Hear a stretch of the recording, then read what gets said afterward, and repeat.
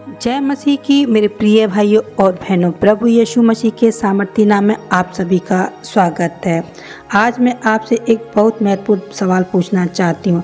जब हम परमेश्वर के सामने प्रार्थना करने आते हैं तो क्या हम सबसे पहले अपनी समस्या लेकर आते हैं या धन्यवाद लेकर आते हैं?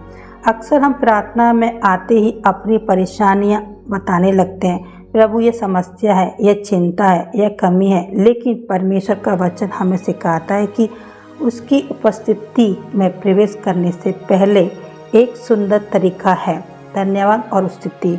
आज हम भजन संहिता 100 के द्वारा सीखेंगे कि परमेश्वर की उपस्थिति में कैसे प्रवेश करना है। जय जयकार करो, हे सारी सृष्टि के लोगों, परमेश्वर का जय जयकार करो। यह वचन हमें सिखाता है कि परमेश्वर की आराधना पूरे मन से करनी चाहिए। हमारी परिस्थिति जैसी भी हो, हमारा परमेश्वर फिर भी स्तुति के योग्य है। हो सकता आज आपके जीवन में परेशानी हो, लेकिन परमेश्वर वही है। इसीलिए अपनी परिस्थिति को देखकर नहीं, बल्कि परमेश्वर को देखकर उसकी स्तुति करें। खुशी से परमेश्वर की सेवा करो, आनंद के साथ उसके सम्मुख आओ। परमेश्वर की सेवा हमारे लिए बोझ नहीं, बल्कि सौभाग्य है। जब हम प्रभु के सामने आते हैं तो हमें डर या मजबूरी के साथ नहीं, बल्कि आनंद और विश्वास के साथ उसके पास आना चाहिए, क्योंकि हम जानते हैं कि हमारा पिता हमें सुनता है और हमारी देखभाल करता है। निश्चय जानो कि परमेश्वर ही ईश्वर है, इसी ने हमको बनाया और हमें उसके हैं। भाइयों और बहनों, हमें यह कभी नहीं भूलना चाहिए कि हमें बनाने वाला परमेश्वर है। हम अपने जीवन के मालिक नहीं हैं, हम उसके हैं। वह हमारा रचयिता है, हमारा चरवाहा है और हमारी देखभाल करने वाला परमेश्वर है। जब हम यह समझते हैं तो हमारे अंदर का डर कम होने लगता है और विश्वास बढ़ता है। उसके फाटकों से धन्यवाद और उसके आगमनों में स्तुति करते हुए प्रवेश करो। यह इस पूरे भजन की एक बहुत सुंदर सीख है। परमेश्वर की उपस्थिति में प्रवेश करने के लिए हमारे हृदय में धन्यवाद होना चाहिए। शिकायत से पहले धन्यवाद करें, चिंता से पहले धन्यवाद करें, मांगने से पहले धन्यवाद करें, क्योंकि जब हम धन्यवाद करते हैं तो हम यह स्वीकार करते हैं कि परमेश्वर हमारी परिस्थितियों से बड़ा है। क्योंकि परमेश्वर भला है, उसकी करुणा सदा बनी रहती है।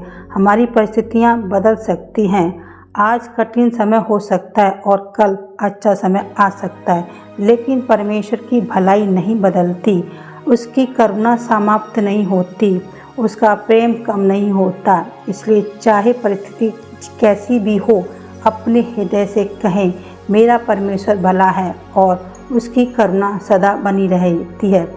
आज भजन संहिता 100 हमें 3 बातें सिखाता है। पहली बात, शिकायत की जगह धन्यवाद करना शुरू करें।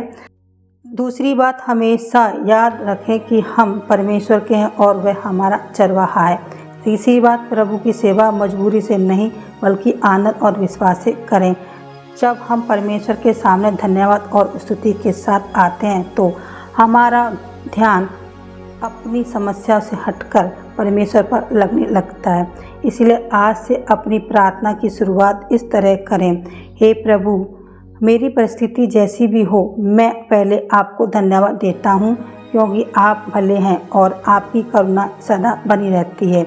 चलिए प्रार्थना करते हैं। हे हमारे स्वर्गीय पिता, आज हम आपके पवित्र वचन के लिए आपका धन्यवाद करते हैं। प्रभु, हमें सिखाएं कि हम अपनी प्रार्थना की शुरुआत शिकायत से नहीं, बल्कि धन्यवाद और स्तुति से करें। आपने हमें बनाया है, हम आपके हैं, आप हमारे चरवाहा हैं और हमारी देखभाल करते हैं। हे प्रभु, हमारे हृदय से डर, चिंता और निराशा को दूर कीजिए और हमारे अंदर विश्वास और धन्यवाद का हृदय दीजिए।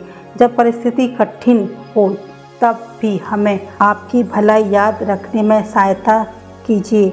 जब हमें रास्ता दिखाई न दे तब भी हमें विश्वास रहे कि आप हमारे साथ हैं। प्रभु, हमारे घर में शांति दीजिए, हमारे परिवार को संभालिए और हमें अपनी इच्छा के अनुसार चलाना सिखाएं। आज हम आपकी उपस्थिति में धन्यवाद और स्तुति के साथ आते हैं, क्योंकि आप भले हैं और आपकी करुणा सदा बनी रहती है। यह प्रार्थना हम अपने प्रभु और उद्धारकर्ता यीशु मसीह के नाम से मांगते हैं। आमीन। आप सभी को जय मसीह की।